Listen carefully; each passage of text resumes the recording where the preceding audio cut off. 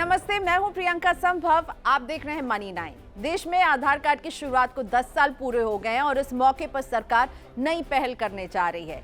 अब छोटे बच्चों का जन्म होते के साथ ही अस्पताल में आधार कार्ड बन जाएगा। इसके जरिए आधार कार्ड बनाने वाली संस्था UIDAI देश में 100% आबादी को आधार से जोड़ना चाहती है। अभी तक देश में 5 साल से छोटे बच्चों का बायोमेट्रिक नहीं लिया जाता था, क्योंकि उम्र के साथ उनके बायोमेट्रिक में बदलाव आ जाते हैं। जाहिर है इनके आधार कार्ड नहीं बनते थे। अब UIDAI बच्चों को जन्म के समय अस्पताल में ही ये कार्ड मुहैया कराने की तैयारी कर रही है। इस योजना के तहत बच्चे का जन्म के साथ ही एक फोटो क्लिक किया जाएगा और उसके माता पिता के बायोमेट्रिक के लिंक से उसे जोड़ा जाएगा। जब बच्चा 5 साल से बड़ा हो जाएगा तो माता पिता को जाकर के उसका बायोमेट्रिक दे करके उसका फिर से एक आधार रजिस्ट्रेशन करवाना पड़ेगा। दरअसल बच्चों के लिए भी आधार कार्ड ज़रूरी दस्तावेज है। स्कूल में एडमिशन, किसी सरकारी योजना में फ़ायदा उठाना चाहते हैं तो इसके लिए ये ज़रूरी होता है। अब बायोमेट्रिक की अनिवार्यता खत्म होने से माता पिता बच्चों का ही आधार कार्ड आसानी से बनवा पाएंगे। UIDAI के CEO सौरभ गर्ग ने ट्विटर पर बताया है कि UIDAI ने देश में 99.7% आबादी को आधार के तहत रजिस्टर कर लिया है। अब तक 131 करोड़ आधार कार्ड जारी किए जा चुके हैं। अब इसका लक्ष्य नवजात शिशुओं का रजिस्ट्रेशन कराना है ताकि देश की 100% आबादी को ये सुविधा मिल जाए। देश में हर साल 2 से 2.5 करोड़ बच्चे जन्म लेते हैं। तो इस तरह की खबरों के लिए देखते रहिए मनी 9।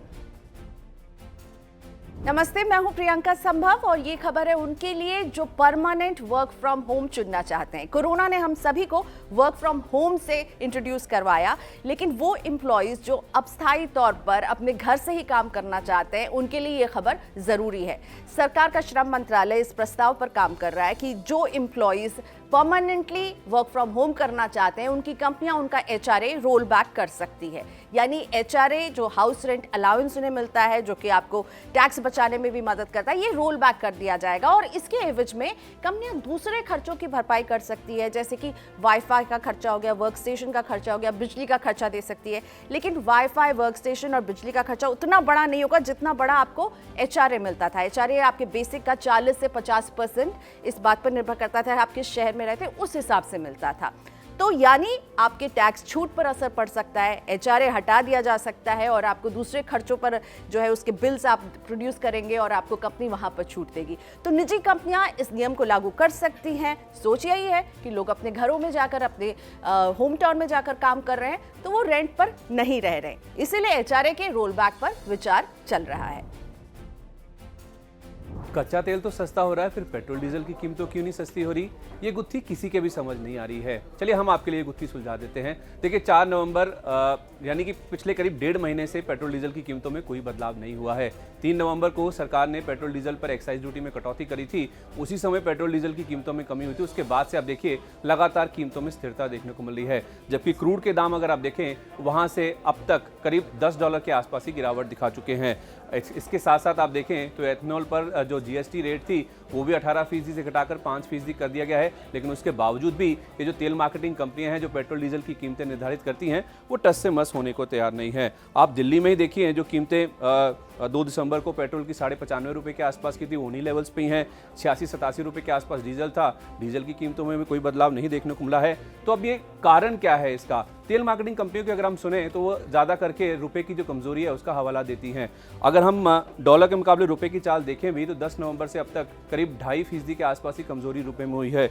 जहां रुपया 74 रुपये 40 पैसे के आसपास था 10 नवंबर के आसपास, वो 15 दिसंबर को कमजोर होकर 76 रुपये के भी नीचे आता हुआ दिखा है। लेकिन उसके बावजूद भी आप देखें जो रुपया आधारित क्रूड बास्केट है, जो कि मेन फैक्टर है जिसकी वजह से कीमतें निर्धारित होती हैं, उसमें करीब 12% के आसपास ही कमी हुई है। 10 नवंबर को क्रूड की अगर आप बास्केट देखें 6,235 रुपये प्रति बैरल थी, वो घटकर 5,500 के भी नीचे आई है। लेकिन उसके बावजूद भी अगर तेल मार्केटिंग कंपनियां कीमतें नहीं घटा रही हैं तो क्या ये मुनाफाखोरी कर रही हैं? ये सवाल कहीं ना कहीं हमें तंग करता है। लेकिन जानकारों से हमने जो बातचीत करी उससे ये निकल के सामने आया है कि कहीं ना कहीं जो चुनावी माहौल शुरू होने वाला है उसकी तैयारियां इन कंपनियों ने पहले से शुरू कर दी हैं। अगर इस दौरान जो अगले 2 महीने में 2-3 बड़े राज्यों में जो चुनाव होने वाले हैं, अगर क्रूड की कीमतें बढ़ती भी हैं तो इनको अगर कीमतें ना बढ़ाने का मौका मिले तो ये उसके लिए एक बफर कहीं ना कहीं तैयार करती हुई दिख रही हैं, जिस वजह से क्रूड की कीमतों में गिरावट के बावजूद भी हम पेट्रोल डीजल की कीमतों में ये जो रिफ्लेक्शन है कमी के तौर पे वो नहीं देख पा रहे हैं। उम्मीद है ये खबर आपके काम की थी। किसान आंदोलन के दबाव में केंद्र सरकार एक और बड़े सुधार से पीछे हट गई है। नए कृषि कानूनों को वापस लेने और बैंकों के निजीकरण के मुद्दे से पीछे हटने के बाद अब केंद्र सरकार बिजली सब्सिडी सीधे ग्राहकों के खाते में ट्रांसफर करने की योजना जो है उसको भी सरकार ने फिलहाल टाल दिया है। केंद्रीय बिजली मंत्रालय ने इसके लिए एक बिजली बिल का ड्राफ्ट तैयार किया था, एक फाइनल ड्राफ्ट किया था जो संसद के चालू शीत सत्र में पेश किया जाना था।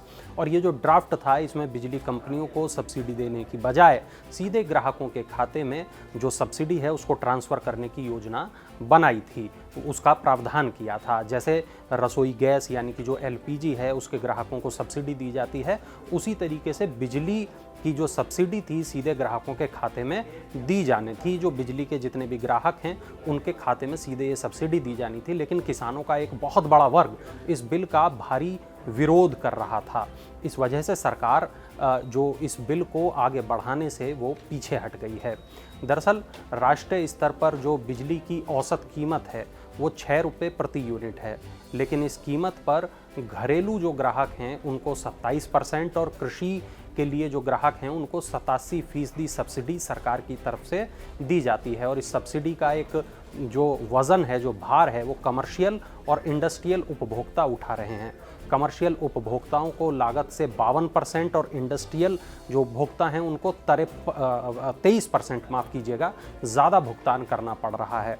अगर बिजली के सुधार ये जो लागू होता तो इससे करोड़ों लोग प्रभावित होते और इस सुधार का किसानों की जेब पर भी असर पड़ता। लेकिन किसानों की जो आशंका थी वो ये थी कि जिस तरह रसोई गैस पर सरकार ने धीरे धीरे सब्सिडी खत्म की है, कर रही है, उस तरीके से बिजली सब्सिडी को भी खत्म किया जा सकता था। और इसीलिए जो किसान थे वो इस बिल का लगातार विरोध कर रहे थे। दबाव में आकर सरकार इस सुधार से फिलहाल पीछे हट गई है। भविष्य इसका क्या होगा ये देखने वाली बात होगी। अब ऑनलाइन शॉपिंग के दौरान सुरक्षित रहेगा आपका डेटा। दरअसल बहुत ज़्यादा डेटा सिक्योरिटी को लेकर चिंता है, तो एनपीसीआई यानी कि जो national payment corporation of India है, इसने कई बड़े बैंकों के साथ करार किया है। रिजर्व बैंक ने ऑनलाइन शॉपिंग के दौरान ग्राहकों के जो डेटा है उसकी सुरक्षा के लिए हाल में एक नया नियम बनाया है। और ये नियम क्या है, चलिए वो बताते हैं आपको। इसी के तहत जो है ऑनलाइन शॉपिंग के दौरान पेमेंट में टोकन की सुविधा के लिए एनपीसीआई ने कई बड़े ब्रांड्स के साथ करार किया है। खबर तो यह है कि अब रुपे कार्ड का जो यूज़र है वो जियो, पेटीएम, बिग बास्केट, मेक माई ट्रिप, फ़ोनपे जैसी जो जितनी भी बड़ी जो ऑनलाइन ब्रांड हैं उन पर खरीदारी करेगा और दोहरी सुरक्षा भी हासिल करेगा। असल में होता यह है कि लोगों का जो डेटा है उसको लेकर बड़ी सिक्योरिटी की उनको चिंता होती है। तो रिजर्व बैंक ने सितंबर में एक नियम बनाया था कि कस्टमर को पेटीएम, स्विगी, जोमेटो, ओला, ओटीटी प्लेटफॉर्म यहाँ पर जितना भी लोग अपना जो स्टोर करते हैं डेटा उसको करने की उनको ज़रूरत नहीं होगी, कार्ड की डिटेल डालने की उनको यहाँ ज़रूरत नहीं होगी। बस एक बार उनको अपना डिटेल देना होगा और उसको एक टोकन जारी कर दिया जाएगा। इस टोकन के आधार पर ही अब वो खरीदारी कर पाएगा और उसका जो डिटेल है ऑनलाइन वो पहले से सेव नहीं होगा जैसा कि अभी तक होता आया है। इस नए नियम को 1 जनवरी 2022 से लागू होना है और इसके बाद जो कंपनियां हैं वो ग्राहकों के डेटा को एक इनक्रिप्टेड टोकन के रूप में ही स्टोर करेंगी। इससे ग्राहकों को ये सुविधा होगी कि हर बार उसको अपना जो क्रेडिट कार्ड है या जो डेबिट कार्ड है उसके डेटा को बार बार भरने की ज़रूरत नहीं होगी और थर्ड पार्टी ऐप जो है वो अपने पास इसको स्टोर भी नहीं करेगा। तो यानी कि आपका जो डेटा है वो पूरी तरीके से सुरक्षित रहेगा और फ्रॉड करने वाले जो लोग हैं उनके लिए आपके डेटा में सेंध लगाना भी आसान नहीं होगा और ग्राहक जो है उसको शॉपिंग करते वक्त उसका पेमेंट भी जल्दी हो जाएगा। बस उसको टोकन डालना है और उसका पेमेंट बस डन। अगर आपके पोर्टफोलियो में स्टार्टअप कंपनियां हैं तो आपके लिए ये खबर फायदे की हो सकती है क्योंकि स्टार्टअप कंपनियों की चांदी हो सकती है। दरअसल खबर तो ये है कि जनवरी के पहले हफ्ते में एमपी यानी कि association of mutual funds in India के द्वारा लार्ज कैप, मिड कैप और स्मॉल कैप शेयरों का नए सिरे से रिक्लासिफिकेशन यानी कि वर्गीकरण किया जाएगा। एमपी हर 6 महीने में नए सिरे से ये वर्गीकरण करता है। इस वर्गीकरण के लिए जुलाई से दिसंबर 2021 तक के 6 महीने तक के एवरेज मार्केट कैप को कंसीडर किया जाता है। मार्केट कैप के लिहाज से 100 बड़े शेयरों को लार्ज कैप में, फिर 101 से 250 तक के पायदान वालों को मिड कैप और उसके बाद 250 के नीचे की सभी कंपनियों को स्मॉल कैप शेयरों की श्रेणी में रखा जाता है।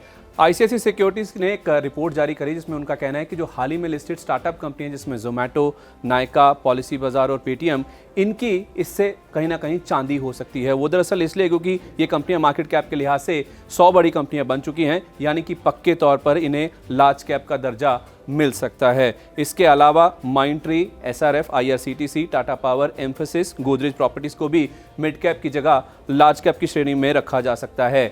यही नहीं, इसी तरह आप देखें Gujarat Fluoro, Happiest Mind, Central Bank, India Energy Exchange, NALCO, Trident जैसी जो नई कंपनियां, कई कंपनियां हैं जो कि स्मॉल कैप से मिड कैप कैटेगरी में शामिल की जा सकती हैं। लेकिन ध्यान रखिए, कुछ कंपनियों को नुकसान भी हो सकता है, उनका जो दर्जा है उसे नीचे की ओर रिवाइज किया जा सकता है। जैसे रिपोर्ट के मुताबिक आप देखें bank of Baroda, yes bank, Punjab national bank, NMDC और कोलगेट पामोलिव ऐसी कंपनियां हैं जिनका दर्जा लार्ज कैप से घटा के अब मिड कैप में शिफ्ट किया जा सकता है। यही नहीं, कुछ कंपनियां ऐसी भी हैं जो कि मिड कैप श्रेणी में आती हैं, उनको स्मॉल कैप बनाया जा सकता है। इसमें Alembic pharma, Manappuram finance, Glenmark pharma, Exide industries जैसी कंपनियां हैं। इनको इस फैसले से, इस वर्गीकरण से नुकसान भी हो सकता है। अब ये भी समझ लीजिए कि ये जो वर्गीकरण हो रहा है उसकी इंपॉर्टेंस, उसका महत्व क्या है। दरअसल इसी वर्गीकरण के हिसाब से देखें तो कई शेयरों में खरीदारी या तो फिर बिकवाली का जो भार है वो बढ़ता हुआ दिख सकता है। लेकिन एक बात तो साफ है, अगर आपके पोर्टफोलियो में स्टार्टअप कंपनियां हैं तो आपकी भी चांदी हो सकती है। नमस्ते, मैं हूं प्रियंका संभव और ये खबर आपको जाननी जरूरी है क्योंकि हम आपको सावधान करना चाहते हैं। आपको सावधान रहना है उन मोबाइल ऐप से जो आपको झंझट के बिना फटाफट लोन देने का वादा करती हैं। हो सकता है आपके आसपास कई लोग होंगे जो इस तरह के ऐप का इस्तेमाल कर रहे होंगे, तो उन्हें रोकिए, क्योंकि रिजर्व बैंक ऑफ इंडिया की ताज़ा रिपोर्ट बता रही है कि इन ऐप्स में कई खामियां हैं और उनकी बहुत सारी शिकायतें रिजर्व बैंक ऑफ इंडिया के पास पहुंच रही है।